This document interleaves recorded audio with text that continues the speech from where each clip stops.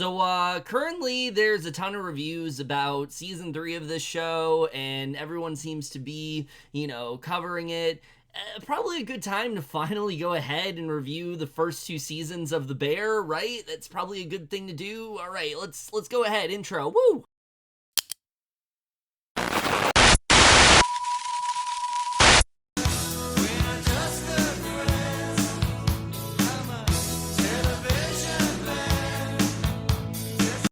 Hey guys, it's Kevin, and finally here to do an overview of the first 2 seasons of The Bear.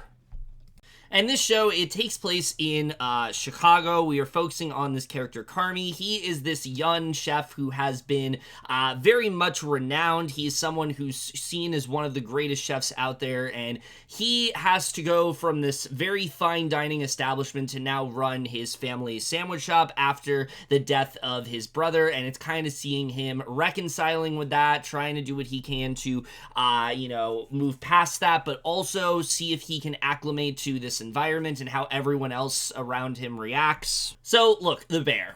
This is a show I think that needs kind of no introduction at this point. I feel like it literally kind of came out of nowhere when it comes to season 1. Like, it dropped onto Hulu and pretty much everybody was buzzing about it, and the second that they did, I knew I needed to go ahead and watch it, but like a lot of shows in 2022, I really did not get around to it much until last year. I watched all of season 1, and I was absolutely just blown away by it, and then heard even better things about season 2. And going into the show, I didn't really know what to expect. I heard people say that this was, this very intense and high octane type show, but also has some really great characters and some really effective moments. And even though everybody was praising these first 2 seasons, I really didn't know what I was getting myself into. But I gotta say, to put it simply, The Bear is absolutely spectacular. This is generally, I think, one of my favorite shows on TV. In fact, it might be my favorite show on TV right now, which I don't think should be a surprise to anybody. If you've paid attention to my new intro, I literally have The Bear in all the posters of shows. So I have a lot of fondness when it comes to this show, and I feel like the more it's gone on, the more I just find myself constantly going back to it. In so many ways, there's so many things the show does right, and I'm so excited to just jump right into it. Now, right off the bat, I will say this is not going to be like the House of the Dragon overview where I'm going in depth with each character. There's 2 seasons. There's a lot to talk about. I feel like the best way for me to do that is to talk about season 1 overall and then talk about season 2 overall and kind of just do it that way. Just because, like I said, there's so much that happens and there's so much to really talk about. I think that's the best way to go about it. So, we will go into spoilers very quickly. For right now, at this point, we're not going to, because we're just going to be talking about the individual performances, but I will let you know when spoilers are coming up, which, I will say in advance are coming. They're going to be relatively soon. So if you haven't seen The Bear at all, I would say watch this part of the video, then skip to the grade. I will put a time code as to when I'm done, and then we will just go from there. Now, when it comes to the performances in this show, that is one of the areas of the show that is just similar to, every aspect of the show is fantastic, but the performances really are one of the things that stick out so incredibly well when it comes to the show. I think the show is just such a well-rounded cast of characters, and everyone really is just bringing their fullest to this role. But we gotta start off talking about Jeremy Allen White, who I've always been a really big fan of, but I really haven't seen him in much besides Shameless, and I really enjoyed him on that show. You guys know, towards the end of that show, I wasn't really the biggest fan of it, but I always found him to be a really charismatic actor, someone who always really puts his fullest into roles, but I never really felt like he was as well utilized as he could have been in that show. It always felt like his character was very secular in that way, kind of going through similar type of events. It never really felt like we got to, see his full range as an actor. Well, I'm pleased to say that is very much that is very much what we get to see in this show, because he is giving just the performance of a lifetime in this show. What I love about Carmy as a character is that this is somebody who really should have the world on a silver platter. Like I said, he is this award-winning chef. He's had some really great accomplishments in life, but yet he has this burden of self-hatred. He's so haunted by his past in that way, and that causes him to frequently act out. That causes him to lash out at all the people around him, and I just think he is just phenomenal in this show, in the moments where Carmy is at his lowest point, but also in those quieter moments where we really get to understand what he's going through. Alan White is just so great at capturing the raw emotions that this character is going through at every single point. There's so many moments in the show where you are focusing solely upon his facial expressions, and those are some of the most powerful moments of the entire show for me. I think that that's something that he just does such a great job with, really fully understanding this character, but also showing the arc this character goes down, who generally might be one of the most relatable characters I've seen in a very long time, and I'll get more into that a little bit later, but I was just so impressed by his performance here. It's no surprise he has won award after award for this role, and I think will continue to do so because it is so incredibly deserving, and it's generally one of the best performances like on TV right now. Like, I think if you want to talk right now about like the pantheon of performances that are just that just continue to dominate, I think Alan White has to be in there, because I think he is just absolutely phenomenal in this show. However, as good as Alan White is, make no mistake, Ebon Moss-Bachrach's performance is one that absolutely should not be overlooked, and I don't think it has. I think more so Season 2, it's been praised more than Season 1, but I really am just impressed by his performance here. Richie is kind of a prick at many points throughout the show, and he can come across as very unlikable, but Moss-Bachrach is able to get you to fully understand his character and really sympathize with what he is going through and understand where he really is at in his life. He's in a situation, he's in a familiar setting, but he feels like this outsider constantly, and you really do see that throughout the show, and his development especially is some of the most impressive, and I can't wait to talk more about it. But Bachrach really is one of the reasons why it is as powerful as it is, because he really just leans into the layers of this character and why he is the way he is, and really just getting you to understand him in a way a lesser actor simply couldn't. But the chemistry between him and Alan White also is just so incredibly strong. These two have this familiar connection, but you can see how much that they are struggling throughout the show, and I thought that he just did such an amazing job here. But the other performance that is just out of this world that is not Jeremy Allen White is that of Edebiri, who, listen, she's just blowing up right now, and I really do think we have to thank the Bear for that, because at this point in her career, yes, she was known in some things. She was in Big Mouth, she was doing, you know, a lot of stuff with Rachel Sennons and things like that, but she wasn't really a household name. But I feel like after The Bear, she definitely is, and a big reason for that is just because how much of a breakthrough role this is for her. Sydney is someone who you just immediately latch onto. She really kind of is the most I think grounded and human out of everybody in the show. In a show that has all these loud personalities, Sydney is someone who is a lot more clear-headed. She is someone who also has a lot of goals in mind, and you really find yourself rooting for her in the show because she is in a completely different headspace than the majority of these characters. She is not someone who has been working in this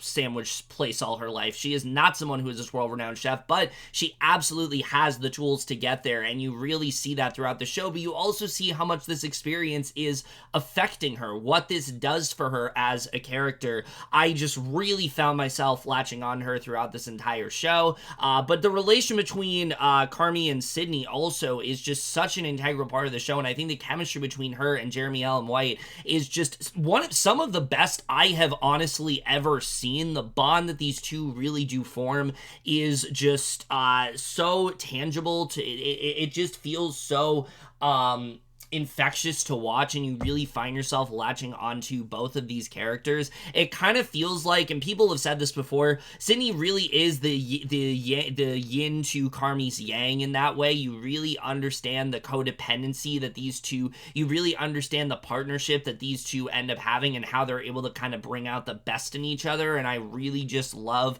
their relationship throughout the show. But her performance is just absolutely extraordinary throughout both of these seasons, but especially in season 2, I think she gives some incredible work, and I just really loved what she did throughout the show. The rest of the cast also is fantastic here. Lionel Boyce, I don't think gets enough credit as Marcus, and I think he's fantastic. It's a lot more subtle than some of the other performances in this show, but it is definitely one of the most effective. He is probably one of the more calm characters in this show. He's someone who really is just trying to follow his dreams, and I think that, of being this pastry chef, and I think that he just does that really well. Liza Colón-Zayas is really great as Tina. I really enjoy her arc throughout the show. She can be very abrasive and can sometimes be a bit unlikable, but she has her reasons for being that way, and I really enjoy her performance throughout the show.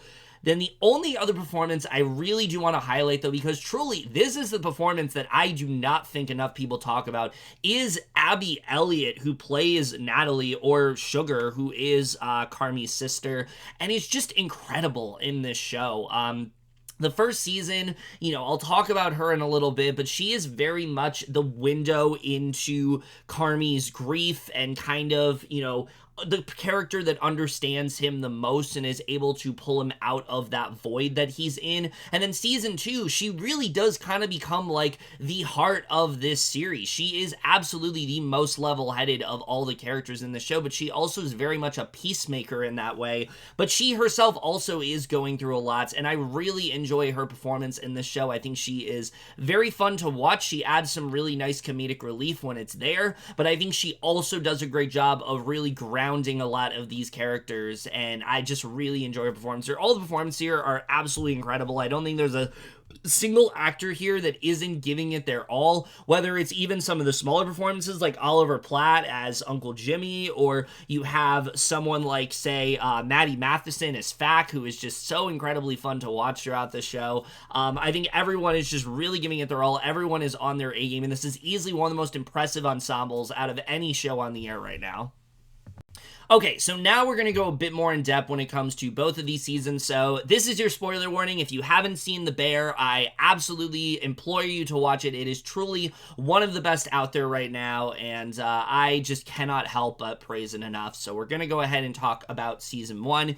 And what I find so interesting about both of these two seasons right off the bat, especially because I did rewatch both of them before I did this video because it had been a little bit, is just how different the two of them are in terms of tone. Season 1 is this, like, really high-octane adrenaline rush that just has you in absolute knots watching it. There's this constant sense of stress and tenseness to pretty much every scene, and it feels like at every possible moment something can go wrong, and I think the directing here is just so incredibly well done. The way it's able to make you feel so uneasy, but also feel so riveted, but yet at the same time, it's this really grounded character dramedy. And yes, I did say dramedy. I know the show sometimes gets a lot of flack for being considered a comedy, but there is genuine comedy throughout the show, and when it's there, it is really fun, and I think it works very well when these characters are just bantering back and forth. I think there's some really fun moments there, but it's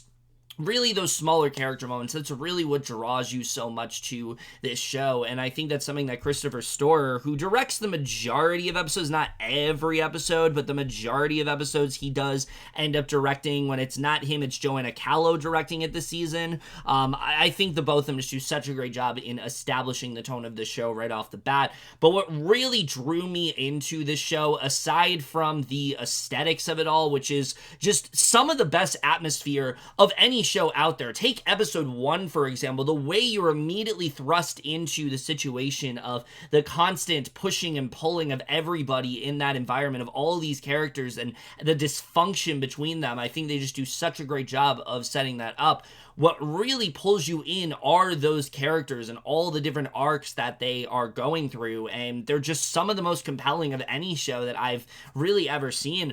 When it comes to Carmi as a character, like I said before, for me, me, he is by far one of the most relatable main characters I have ever seen, because what I love about him is that there are many points in the show where it feels like things should be going right for him and things should be going in a good direction. And that's more so in season 2 than season 1. But season 1, he has all of this bottled up frustration, all this bottled up sort of hatred for himself. And you see how much this is constantly eating away at him. You can see how much he doesn't really fit into this environment. He could be doing so much with his life, and yet he is so tied to this restaurant. He is so tied to everything else going on around him. And the reason for that is because of how important this was to his brother. You know, Mikey was someone who, I love the way the show ends up going about telling the story of his character, because obviously, yeah, he's no longer with us at the start of the show, but I think what they do so well is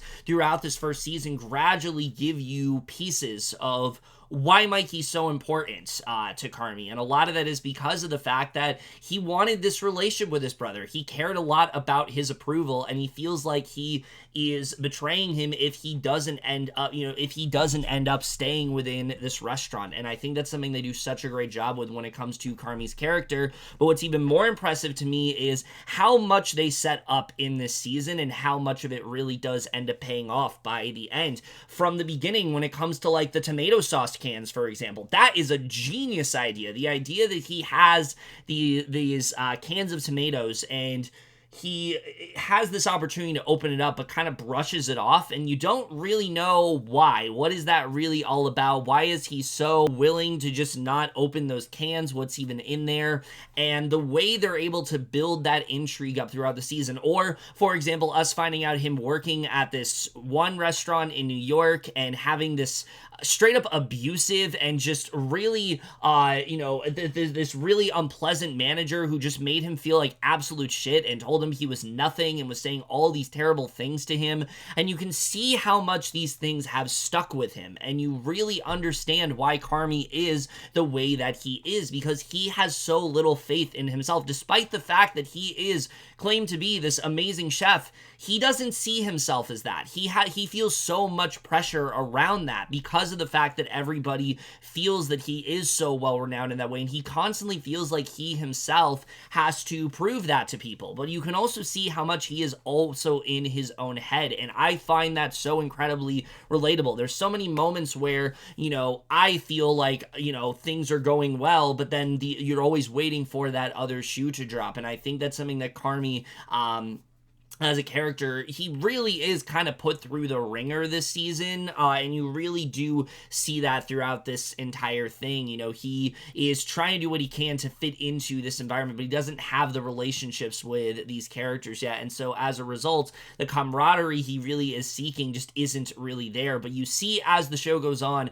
and he starts to open up more to not just Sydney, but also to Marcus, to Tina, you really see Carmy start to, realize his full potential. You start to see him understand more of what he really needs to be and kind of step up into that role that he was always meant to have. And I think that's something that they just do a really great job with when it comes to his character in season 1. So I really found myself attached to him. And there's a moment from Carmy in episode 6, I believe. It's whatever episode is with the fire and him and Marcus are having this conversation. He basically says something along the lines of like, if I don't do anything, this place is gonna burn down and all my anxiety will go away with it. And like, that really fucking spoke to me, because it really kind of felt like it really, I think, is very relatable in that way, where it's like, yes, it's easy to think that all of my anxiety is rooted in this restaurant.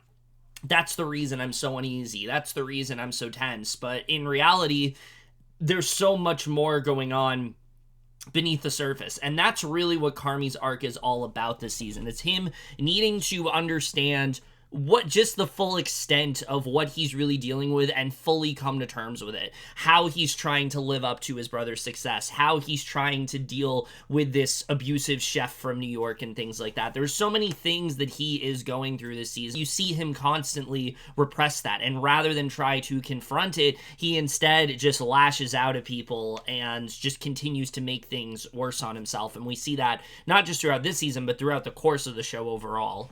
But like I said, his relationship with Sydney is also such an amazing part of this show because the two of them just really understand each other in a way that other characters in the show simply don't. And what's so interesting is that Sydney is really the only character in this show that doesn't have any connection, aside from like Marcus, who doesn't really have who really doesn't have any connection to Mikey. And so you're kind of wondering why she would put herself into this environment. Why would she decide to work at this failing, sandwich place that just isn't really going anywhere? Yes, it has steady customers, but it's not what it used to be since Mikey died. Mikey really was like the heart and soul of that restaurant. And why would Sydney subject herself to this? And at first we think it's because of the fact that like her father wanted her to and things like that, but you quickly find out that it's really because she herself has been inspired by Carmy and she wanted a chance to get to work alongside him. And I think that's what works so well about that relationship, is that you see that, someone who is inspired by Carmy, but also is able to fully understand him and really, kind of tell him the thing that he's afraid to admit. And I really enjoy that about their relationship because it's able, she's able to calm him down during stressful situations, but she also is getting him to confront hidden demons that he otherwise wouldn't be able to. And I think that's what's so interesting about her character, and seeing her throughout this season grow more confidence within that role and really see her become a key figurehead of this kitchen and, really kind of, again, breaking down, and really getting herself to open up more to these characters. I just really enjoy getting to see that. I think the thing about Sydney is that she is what Carmy can be if he lets go of those demons. That's the best way to sum her up, is that she doesn't have these hidden demons that are always eating away at her, and because that, she's able to excel. Unfortunately, that's not the case for Carmy. Carmy is someone who is just constantly in his own head, and he always is,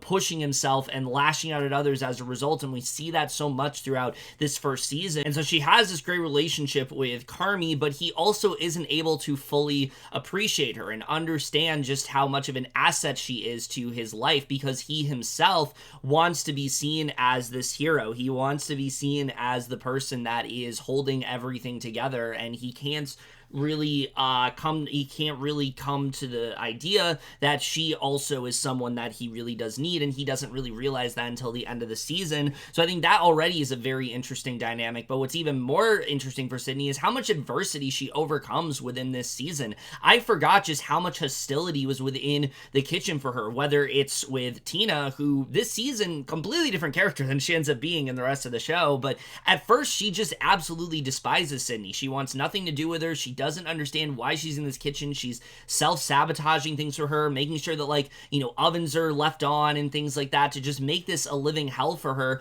But then Sydney starts to show her genuine appreciation and love, and this is something that Tina is very surprised by. You kind of get the sense that she hasn't really felt this before, and so I love what Sydney's character is able to bring to the table. When you have Marcus, this is someone that she just really seems to understand. They have such an interesting relationship in the show because, similar to her, he is really one of the more calmer characters. He wants to focus just on his passion. He wants to become this baker of sorts, and this is something he wants to fully lean into, and Sydney really does understand that. And I really enjoy that relationship a lot. I like what we get to see with them. But then there's the Richie of it all, who I'll talk about Richie in a little bit. But again, I love seeing these different relationships throughout the show evolve, and I think Richie is such a prime example of that. This first season, I really didn't like him that much on the first time I watched this season, but what I noticed so much on a rewatch when it came to his character is just how much pain this character is really in. Yes, he's very brash. He's very, he's very loud. He tends to be very obnoxious in that way, and he's someone that seems to intentionally cause, problems for pretty much everybody around him. He's always throwing out insults to various various characters throughout the show. There's so much tension between him and so many characters, but you kind of see him as this guy who is completely lost. He is putting himself in the position as the manager, and yes, he is somebody who cares a lot about the beef as a restaurant, but it's not what it used to be. He can't continue, and he's constantly struggling throughout the show to adapt, to try to change, because he's so caught up in the way that his best friend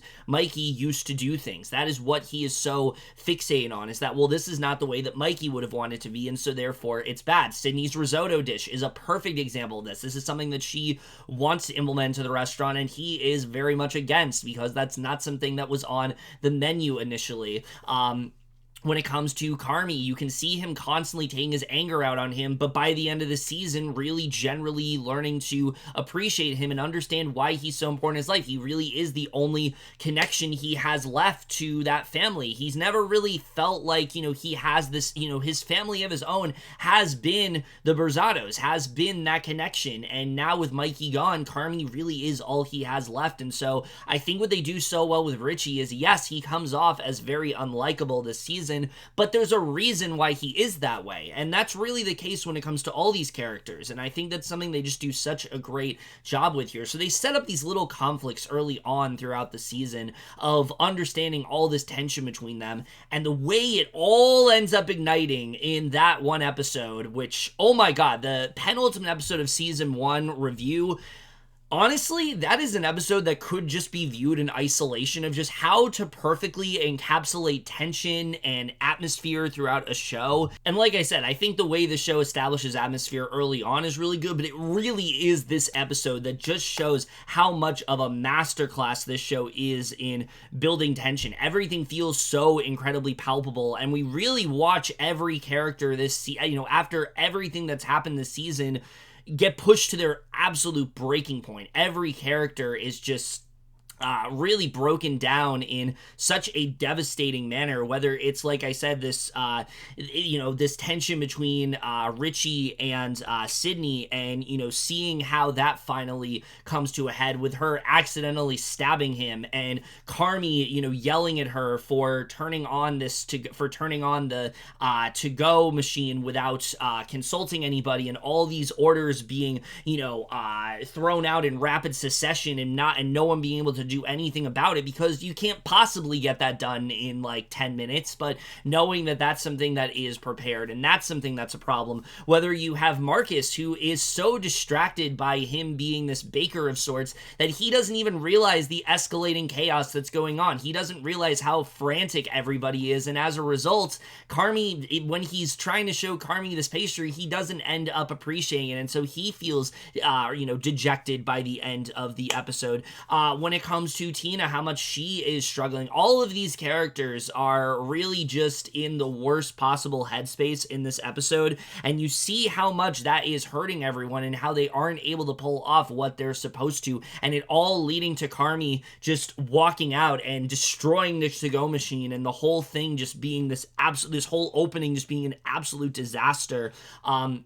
I just think the show just does I just think this episode just did such an incredible job with that. And it being only like 20 minutes long as well, and this like single one take. That's the other thing I love about the show, is just how many chances they really take. There's so many things the show pulls off that a lot of shows would just be kind of afraid to do. And I feel like that episode is just a perfect example of that. You're able to feel all this tension, but but it's because you're so riveted in what these characters are going through, but also just how authentic so much of it really does feel. If you want to talk about a show that just perfectly represents the chaoticness and the hectic nature of the restaurant industry, this show just does such a phenomenal job with that, and I think this episode is just the perfect example of such. So again, I think everything just really comes to a head in such an amazing way in that episode, and you really just see these characters get broken down to their absolute lowest point throughout the season.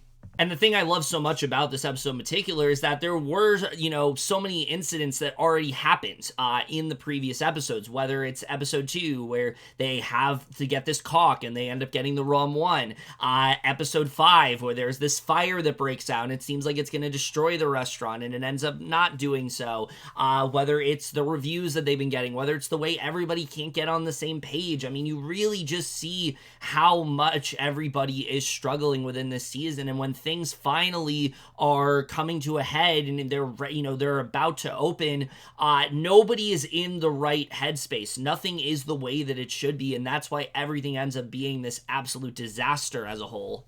But in true fashion with the show, right when things are on this high and you have this tension and everything just being ratcheted up to the 10th degree, the final episode of season 1 is so much more subtle, quiet, and introspective. And that is really what this show does the best, is the way it plays around with the formula, its style, the way it plays around with the tone. It never becomes formulaic in that way because it always feels like it is reinventing itself, because these characters are reinventing themselves. And instead of this, really adrenaline rushed finale, we get something that is, like I said, a lot more resonative in that way. It's these characters kind of reflecting upon who they really want to be. You have these smaller moments like Carmy going to Tina and her opening up about how much she loved Mikey, how this was someone that was, she saw as a really close friend of hers, and they had this really close bond. And despite the fact that he's gone, there are memories there, and she's going to be able to tell those memories to Carmy, and you kind of see that. You have this moment with Marcus and Sydney where you find out that Sydney used to be this, she wanted to be this pastry chef at first. This was something that was really important to her, but it ended up failing, and she hasn't really been able to do anything about it since then. And we find out a bit more about why Sydney ended up at the beef, and it's because there was this dish that was made that was like the best she ever had. We find out that it was from Carmy, and this is kind of pushing Marcus to move forward, that despite the fact that, yes, Carmy is kind of an asshole, he is someone that is generally good at what he does, and she believes that Marcus is going to push himself further if he continues working for him. So again, I think that's a really great conversation and giving us more insight into that dynamic that we didn't see before. But of course, the big moment of them all, and really the thing everyone talks about with this episode, is really fully understanding what Carmy has been going through all season. Him constantly being in his own head, and him finally letting it all out in this Al-Anon meeting. And my God, I mean, listen, Jeremy Allen White was incredible up to this point, but this is really, I think, the moment that gave him that Emmy Award, and also the Golden Globe, and whatever other awards he's gotten, and whatever awards he's going to continue to get on this show.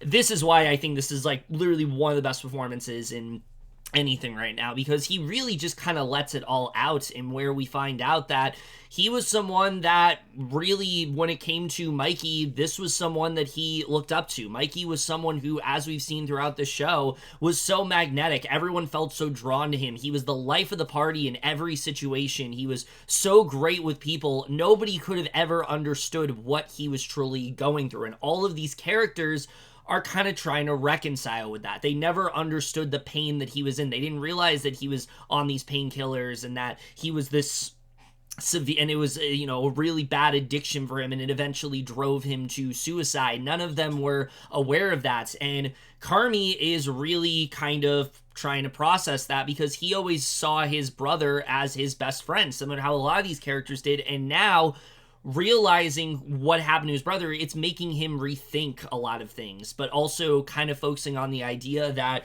he never really, he always felt close to him, but he felt the closest to him when they could cook together, and now that's something they can never do. But he was so personable and drew him in, and because of that, now he's kind of realized that maybe they weren't as close as he once thought they were, because everybody thought they were that close with him. And I think that really just speaks to a lot of what this show's about. A lot of these characters have put up walls because they're now kind of re-examining themselves as who they really were to Mikey. Did they have this close relation with him, or was it something where because they weren't as close, or what did they really have this close relation with him if they couldn't tell the pain and the suffering that he was truly in? And we see Carmy is one of many characters that is is very much blaming himself for that and feeling like he wasn't a good brother to him because he wasn't able to recognize, what he was really going through. And how he kind of went to this, fancier fine dining restaurant is kind of this fuck you to his brother, who kind of just stopped letting him into his life. He didn't let him attend the restaurant. He wasn't as close with him anymore. And he,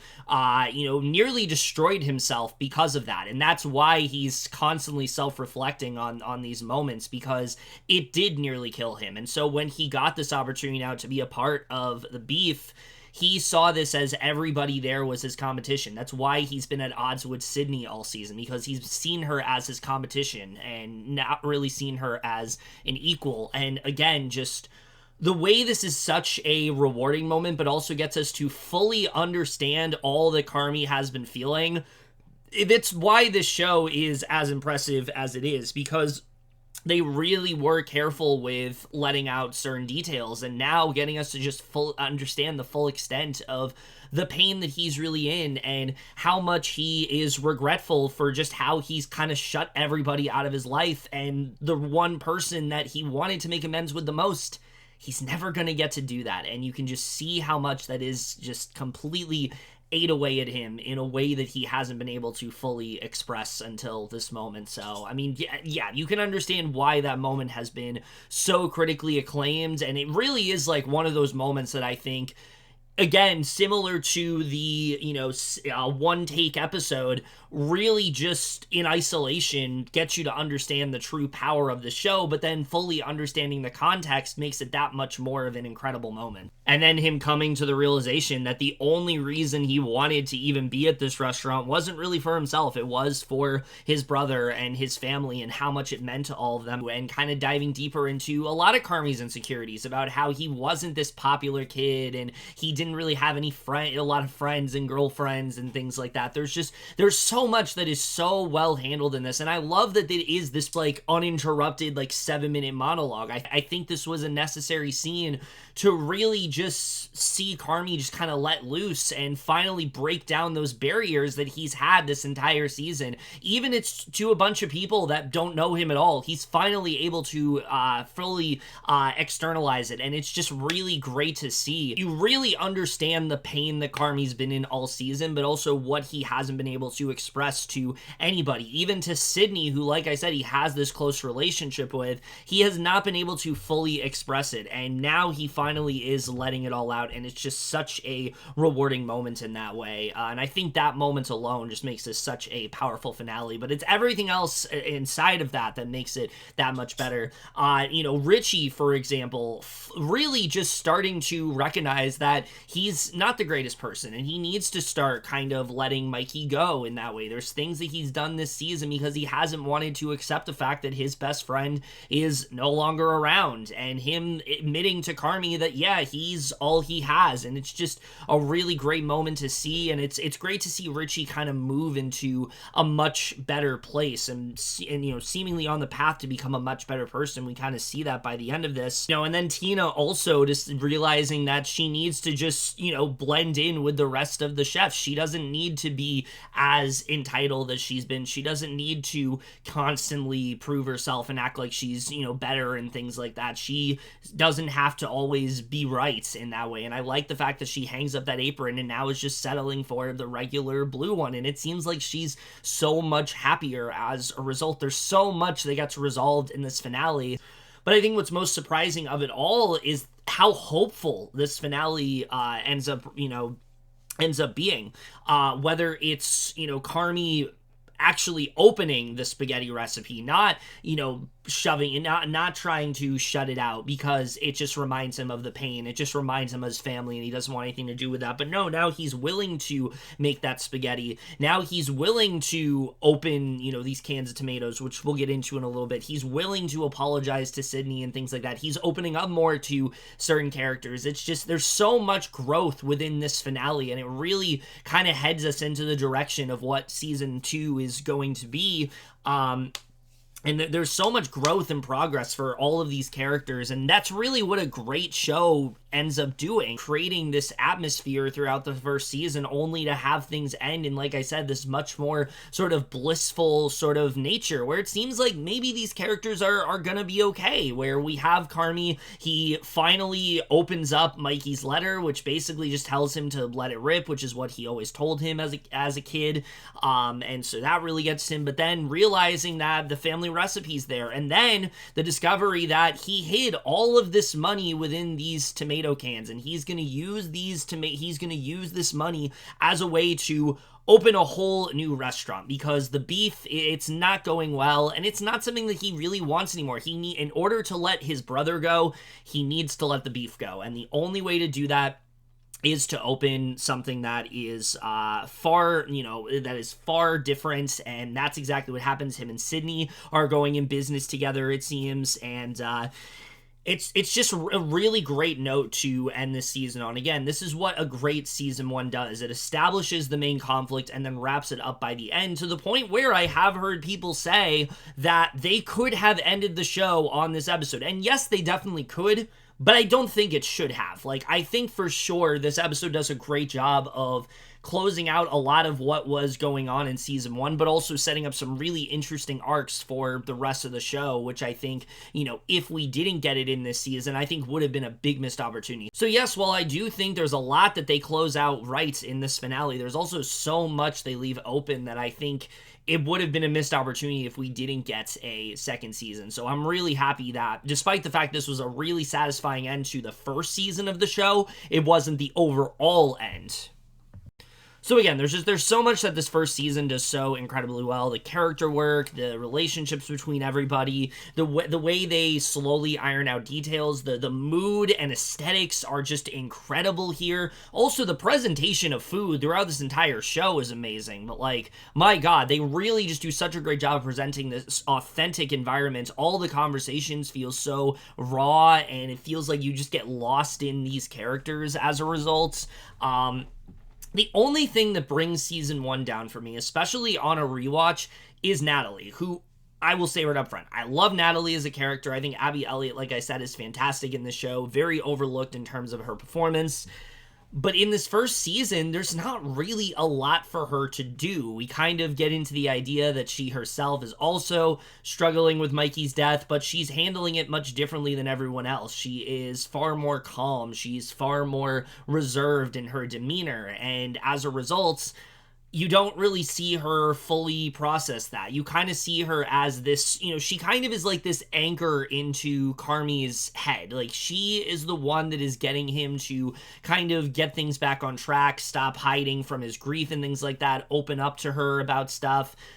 But other than that, there isn't a lot for her character to do, and so she's really the only character this season that just feels a little bit underutilized, and I'm happy, especially that we have the second season, that we're able to dive deeper into her character as a result. But other than that, I mean, there's just so much this season does so incredibly well. It tells this great story about processing grief and, moving on and adapting and, the ideas of anguish and pent-up anger and frustration. There's just so many things that the season is diving into, the way it dives into anxiety, the way it really just depicts the restaurant industry in the most raw and, I think, way that just feels so visceral and genuine, so much more than what you've seen before. This is the kind of season that just really blows you away and leaves you wanting more by the end, and I just really love the way everything is done here. So I think I've said enough. Season 1 of The Bear absolutely gets an A.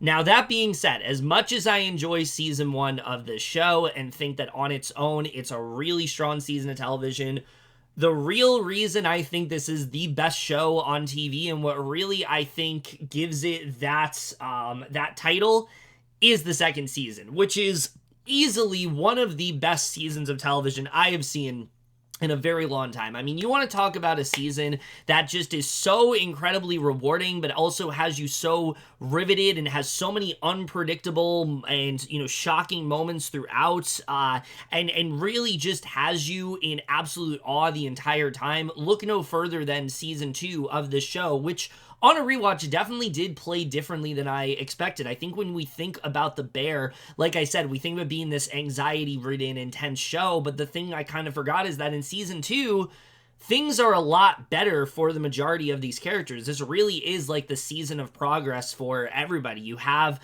Sydney and Carmy and them deciding to not just open a new restaurant, but have it be more of this fine dining establishment because they feel that this is going to be better for them. They think that they are at their best when that's what they're doing. And so we kind of see them do that. And I think that's a really great idea. And seeing them try to, put this menu together, and they have this, they're trying to be co-owners and they're trying to work together. You can see them really putting in that effort. And Sydney as a character, has so much more to do, and not that she did in season 1, but like this season, it just feels like she is that much more integral to what's happening because she herself so much more comfortable with everyone this season, and you really just see that. And I'll talk a little bit more about that in a little bit.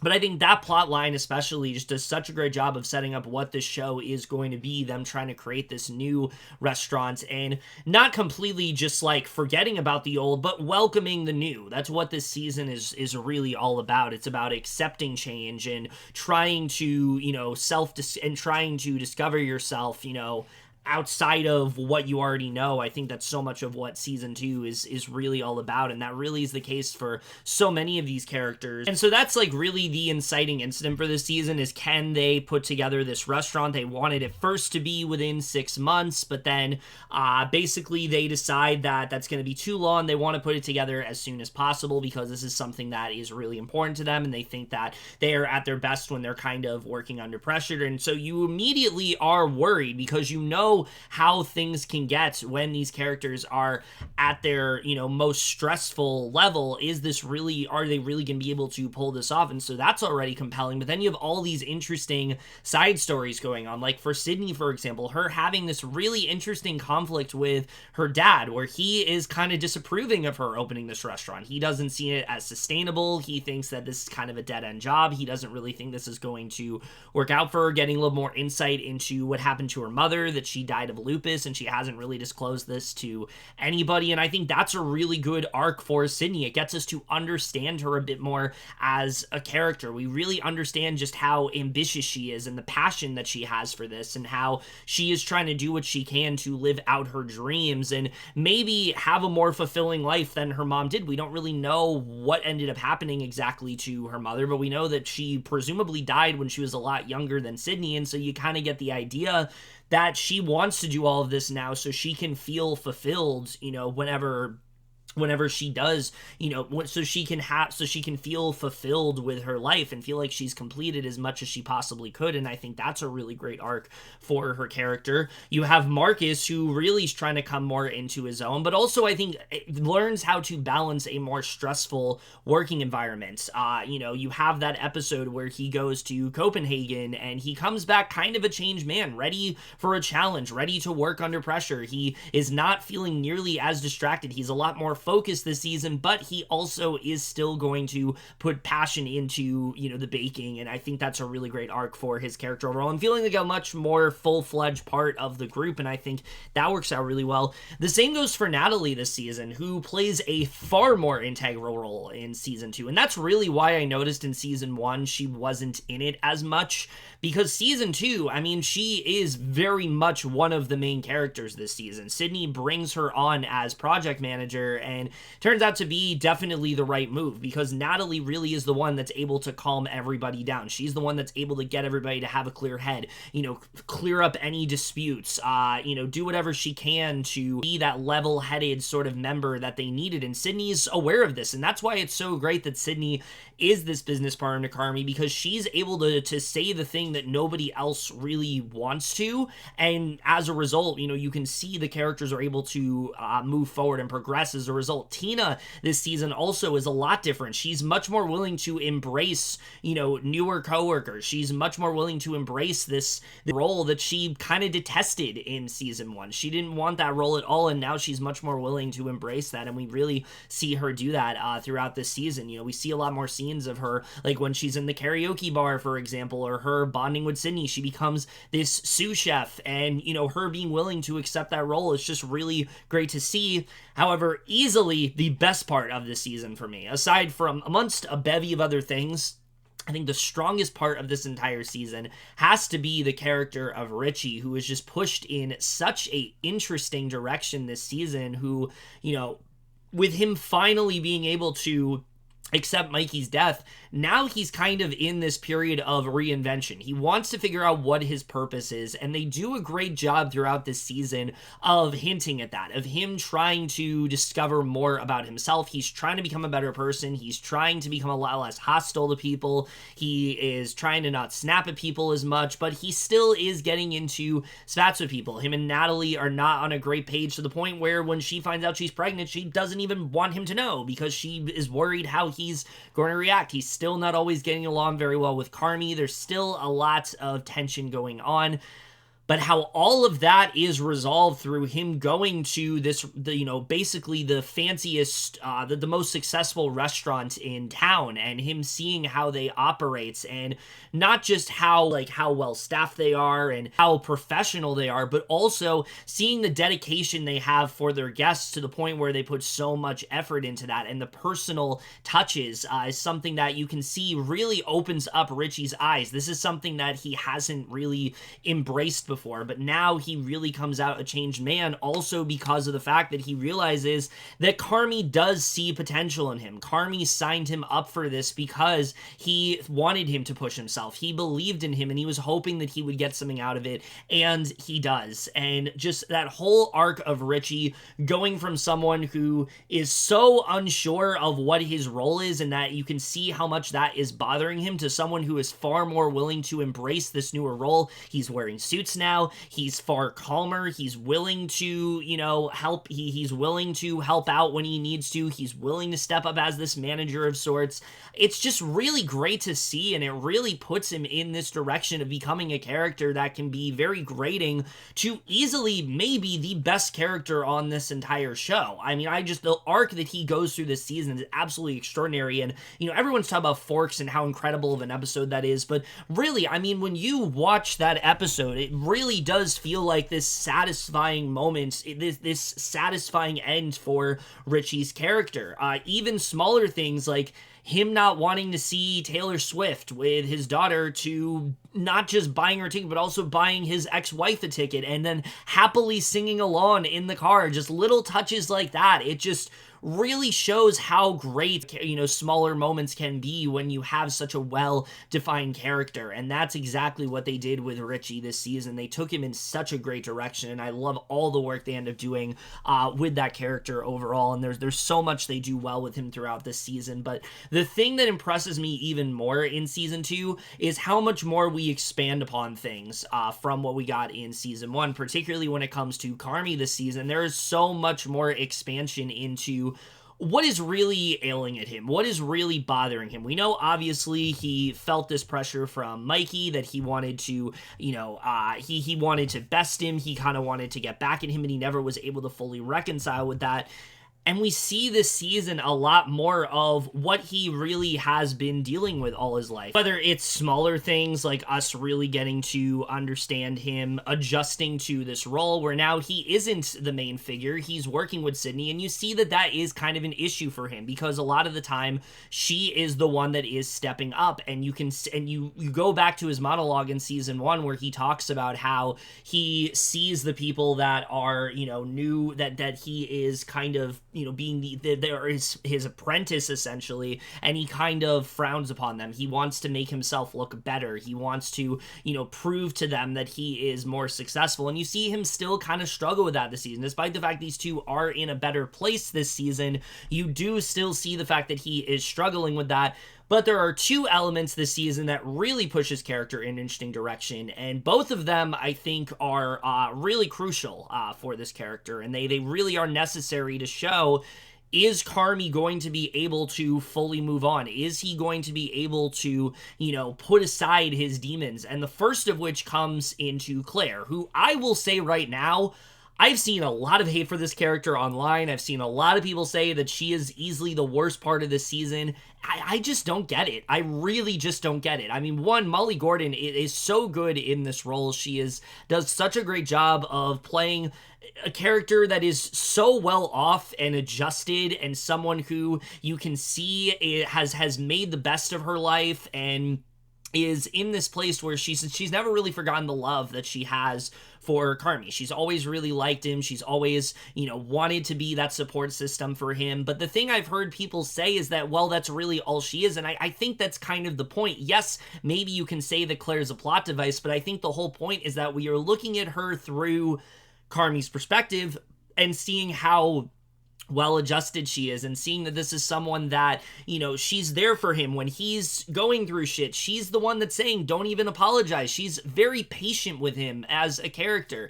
So much more so that maybe he even kind of deserves, and on every right should be like the perfect girl for him.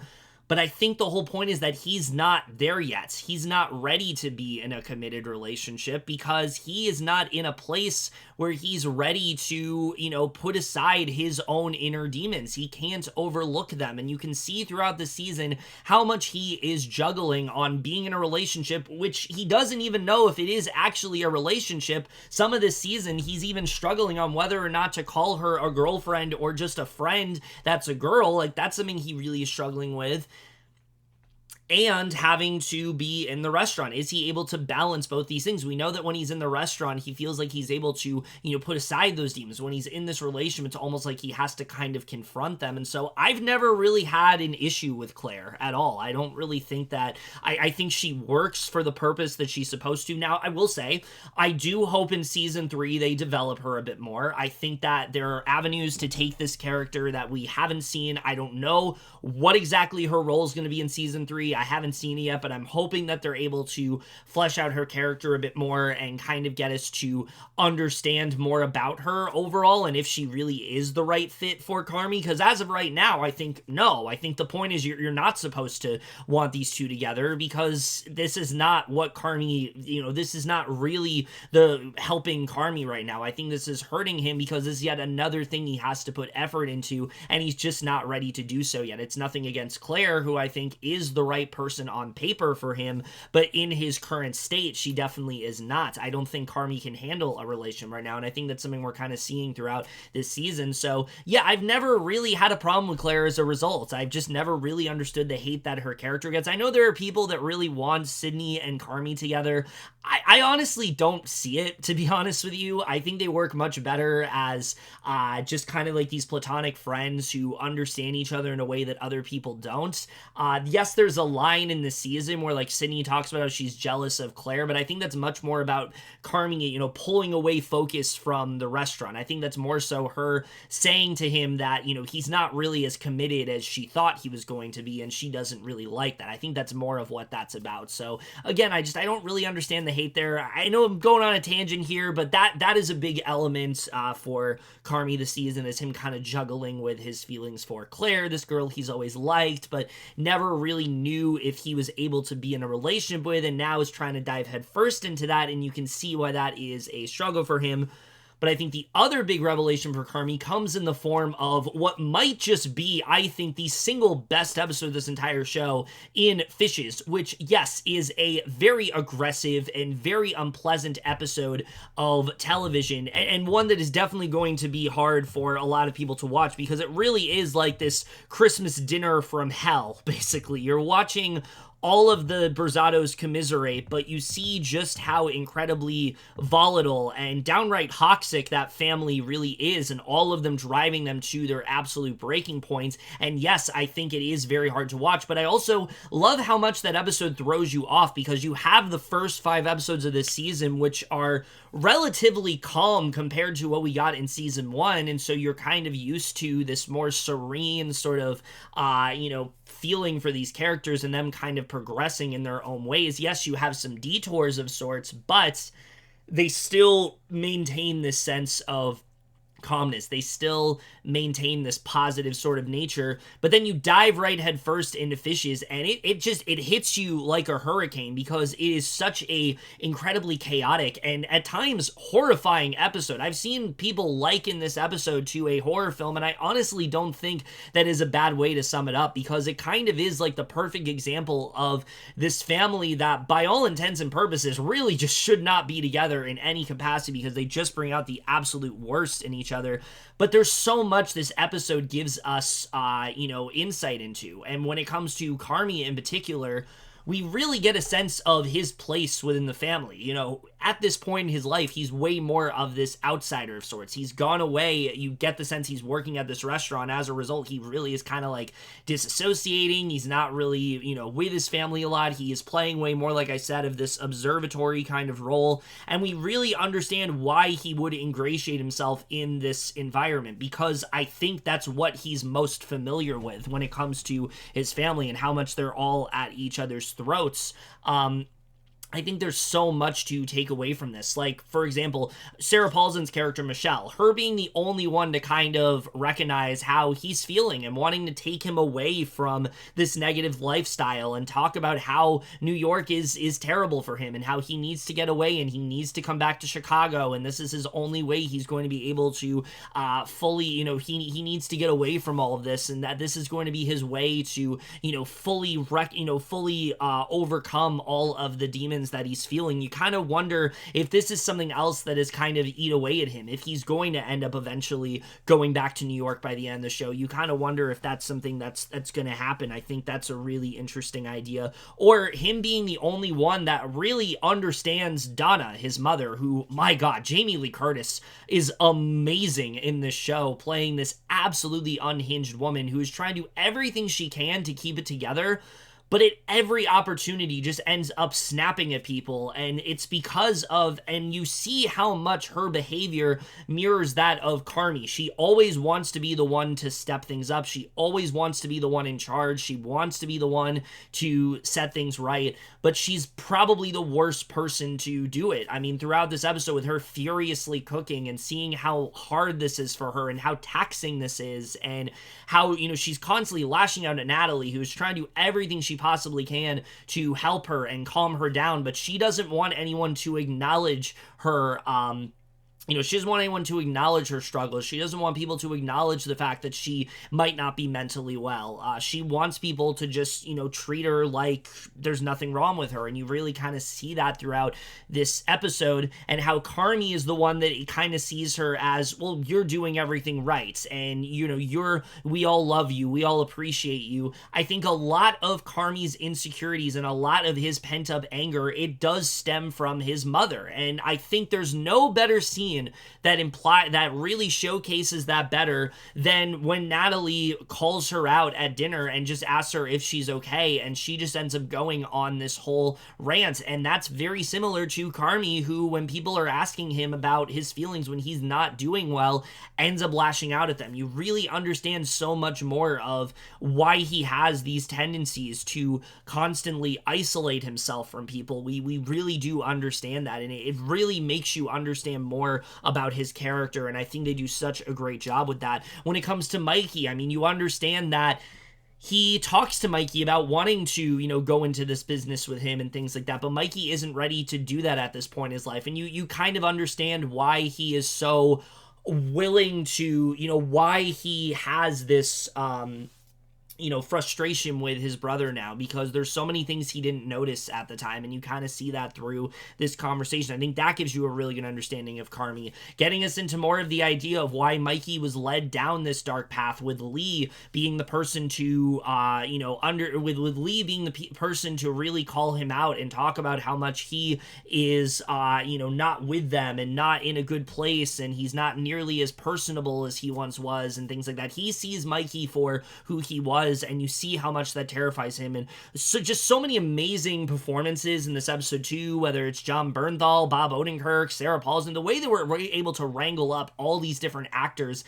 And none of it feels jarring. None of it feels like they are taking away from the show. Instead, they just naturally fit these characters. I think it's just a prime example of what the show does best. Not just for this episode, but like Olivia Colman shows up in episode 7, and Will Poulter shows up in episode 4, and it never feels like they are overtaking the plot. It just feels like they're overtaking the show from the main characters. Like they just kind of fit right in there, and they always give them something meaningful to do. It doesn't feel like they have these actors and it's just like, oh look, it's this actor. Like Will Poulter is a very important character. He worked alongside Carmy. Carmy was the chef that made him kind of, realize his true potential. Olivia Colman is this really talented, manager that takes her role very seriously and sometimes just likes to, chop onions by herself when she could have easily given that role to a sous chef. So there are, she's the one that gets Richie to realize that Carmy cares about him and things like that. So like there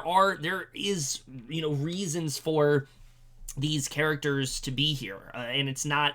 And it's a perfect example of taking an actor of Coleman or Poulter or Jamie Lee Curtis or Bob Odenkirk's or, Sarah Paulson or John Mulaney's caliber and giving them material that utilizes them well and not just having them be this bona fide cameo. They even those actors make an impression. That is really what impressed me with this show. I have not seen a show be able to pull off the cameos that this show does and make them feel as meaningful and as vital to the story as they do here. But there's so much context we learn about Carmy in this episode. And so while, yes, I think this is a very hard episode to watch, especially the last 20 minutes, it's probably one of the most necessary episodes of the entire show because it really gives us that context that we needed to really just further cement why Carmy is so broken, but also just how negative of a lifestyle he has constantly put himself in. He's always been around these high stress-inducing environments. Even at home, he's never able to just relax. He's never able to feel at ease with himself, and you see how jarring that is for him. You see why it is so hard for him to fully relax and let loose, and you really kind of see that through this episode of just how hard of an experience this is. So yes, it's a very suspenseful episode. It's very claustrophobic. It's one of the most insane episodes of television I've seen in a while, but it also is just so distinctly different from the rest of the show. Such a necessary entry and really just gives us such a deeper understanding of these characters in a way that we didn't before. Even Richie as a character, we understand a lot more because of his relationship with Tiff, who I think was kind of the perfect wife for him. I mean, she was very devoted. She was happy when he was offered a job from Jimmy, despite the fact that he wasn't offered a job from Jimmy, and Jimmy outright lied to him about it, and he outright lied to her about it.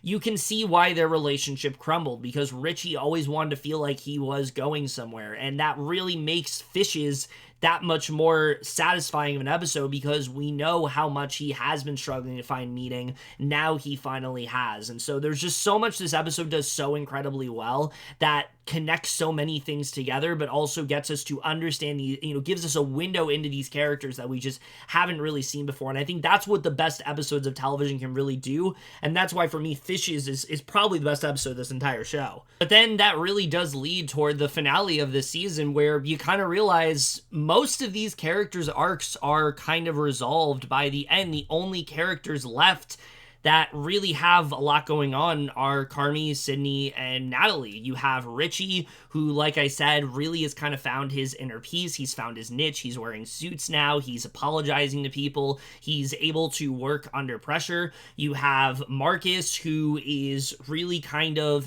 settled into his role. Same with Tina. You have Falk, who now is a more bona fide member of the restaurant and things like that.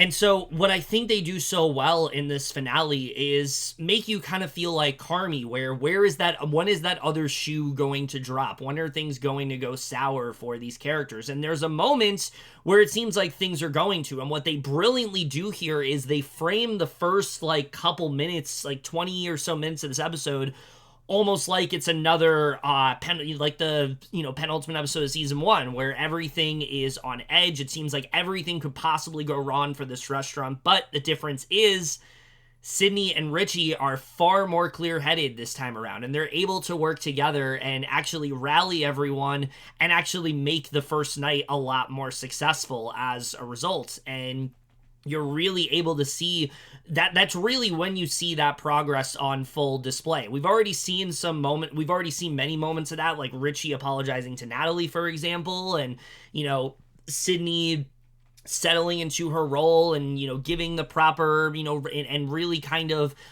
embracing, her being this, co-business partner of sorts with Carmy.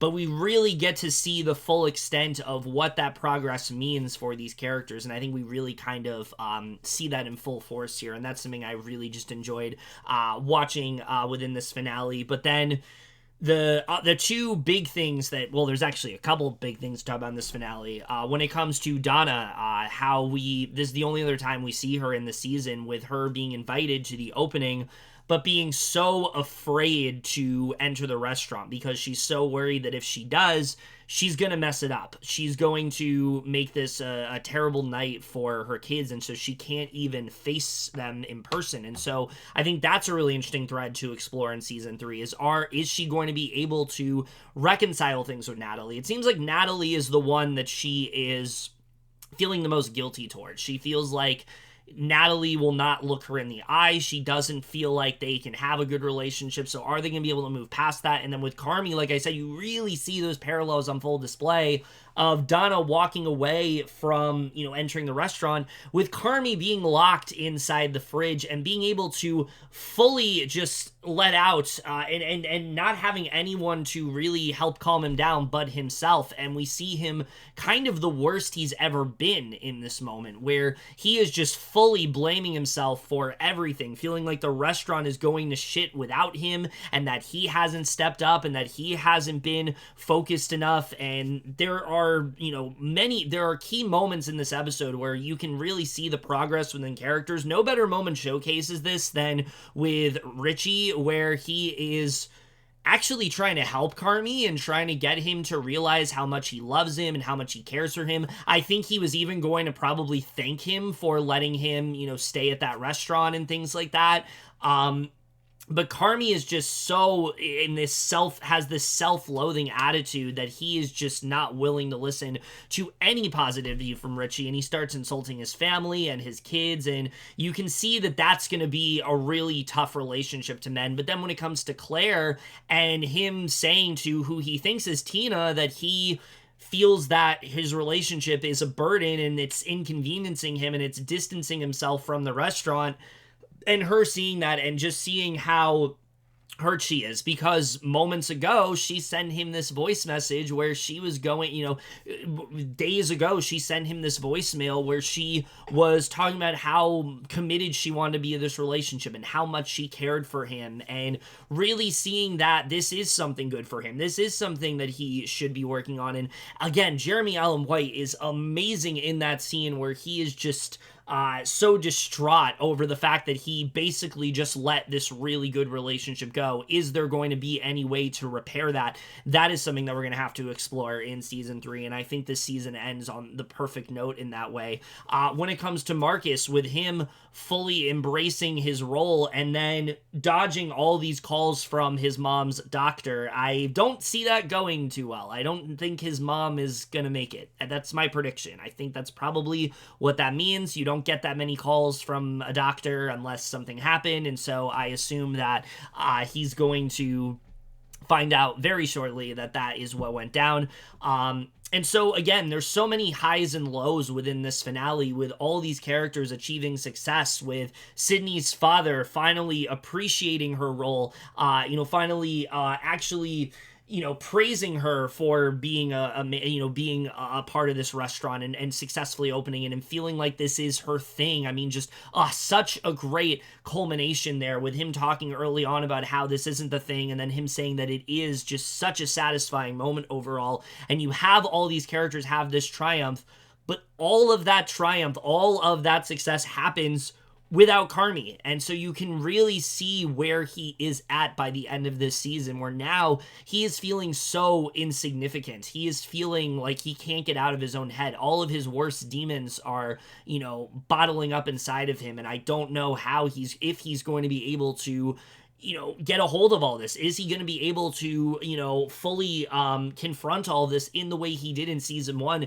There's so much more that is eating away at him, and I think it really is due to the idea that he has just had so much failure within his life. He has been in so many stress-inducing environments that the idea of having a success and being able to enjoy it is something that he just cannot face, and I think we're really going to see that occur within season 3. So just such an incredible way to end this season. It ends things on such a satisfying note, but also this really melancholy note for Carmy, as he is basically forcibly being taken out of the fridge from someone else that he failed to call, which that's the other thing, is that he failed to call this fridge guy, and so he's blaming himself for that as well, while everyone else, like I said, is just really celebrating the success of this restaurant. It's going to be really interesting to see where things head in season 3, and it ends this great season of progress in such an amazing direction.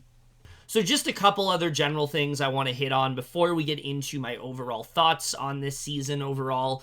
Again, the directing for this season I think is just really impressive because it's very different from season 1. Things, like I said, have this much more sort of calm and, sort of meditative feel to it. And I really like seeing that this season. I think season 1, like I said, everything is so high octane all the time. It always feels like the worst thing could happen at any possible moment. So here it's kind of, it's weird at first. You're like, oh, things are actually going okay now. And I like that they stick with that aside from a couple moments. We really see these characters kind of, it makes sense that since these characters are progressing that, things are going to feel a lot more, a lot less hectic, and you really do feel that throughout the season. And it makes sense whenever we cut to Carmy that things are a lot more high risk, that things are a lot more stressful, things are a lot more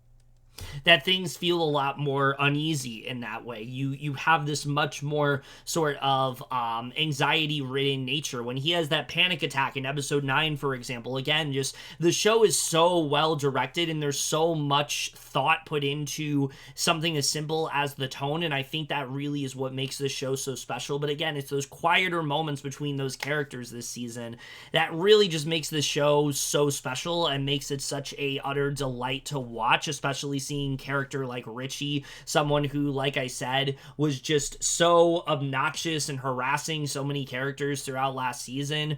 Seeing him finally find inner peace and things like that is just really rewarding to watch. But again, it's the choice, it's the risk that this show takes that really ends up impressing me. You guys know my favorite show of all time. What is it? The Leftovers. And one of the reasons that I love that show as much as I do is how risky so much of the storytelling is. All seasons 2 and 3, having almost every episode follow a different character, for example, having an entire episode centered around, this dreamlike scenario of sorts. Just so many different, the flashback episodes, things like that. So many different choices that the show ends up taking. And The Bear just reminds me of how great TV can be when you utilize it to its fullest potential. And that's exactly what the show is doing. And there's multiple examples throughout this season. Marcus almost having an entire episode all to his own. Richie having almost an entire episode to his own. An entire episode focusing around the most stressful Christmas dinner of all time, but also kind of getting the sense that could have been any Christmas dinner. It just, this particular one ended up, unraveling, ended up in shambles, and maybe they always end up in shambles.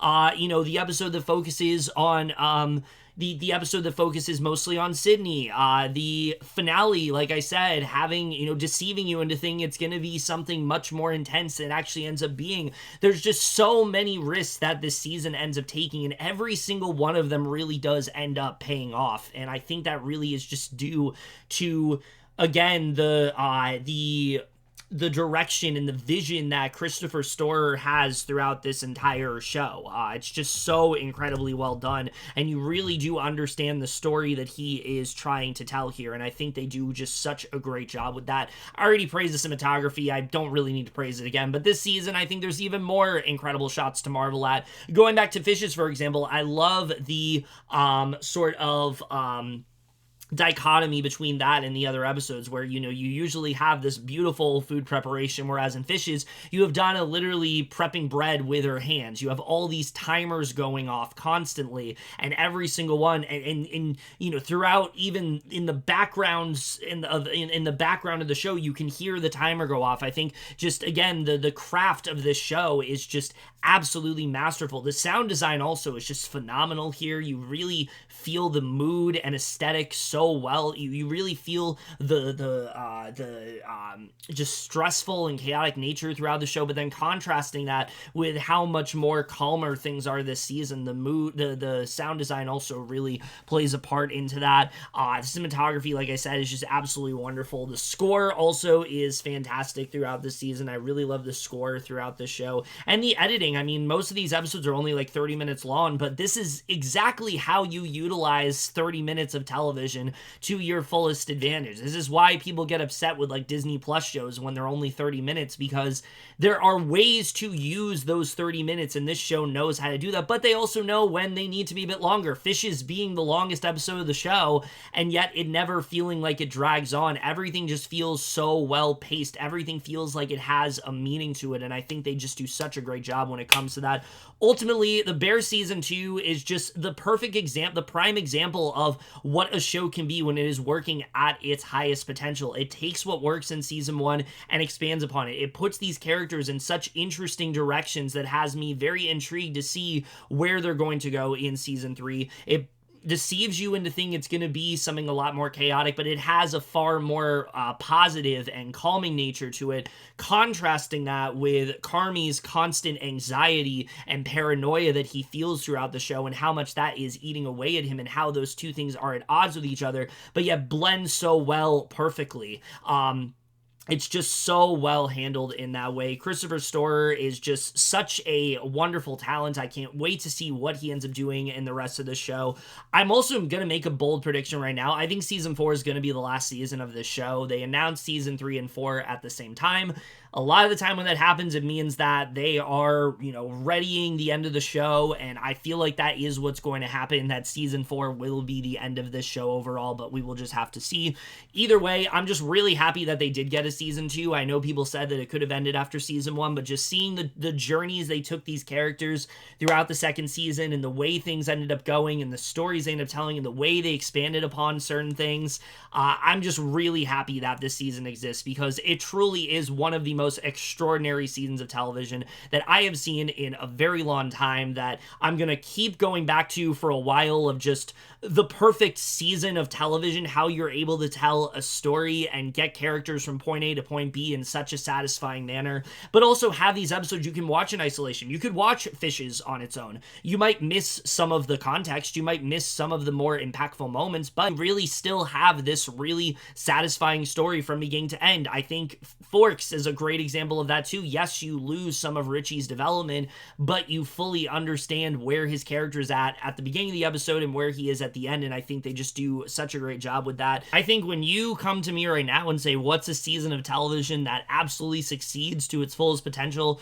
pushing characters in satisfying directions and really just showcasing, what this show does best, elevating what worked in the previous season and taking risks and pushing itself to its limits, I think The Bear Season 2 is absolutely in the pantheon of that category for sure. I think if they are able to continue the trajectory these two seasons have been on, I think it's very easy to say The Bear could very well become, I think, one of the best shows that we have had on TV in a very long time. It is easily my favorite show on TV at the moment, and I'm so excited to see what Season 3 brings to the table. So with all that said and more, I think it's pretty easy to say that I absolutely give this season of The Bear, Season 2, an A+.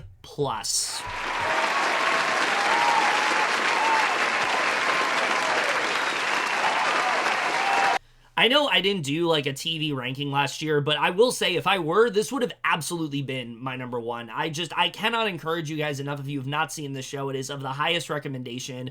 If people need a show to watch, I always recommend The Bear to them because I just think it's one of those kind of shows where, yes, maybe it might be disorienting. Yes, it might be hard to watch at points, but it is so utterly captivating and the characters are just so well fleshed out. It's just the perfect example of why I love watching shows as much as I do. But that's it for this video. Hope you guys enjoyed it. Let me know what you guys saw of this show overall, left your thoughts in it. If you have seen The Bear, I hope you did because I just spoiled basically everything that happens. But that's it for this video. Hope you guys enjoyed it. We'll see you guys in my next video, and we'll see you guys for that. Okay, bye. Don't worry about your laundry.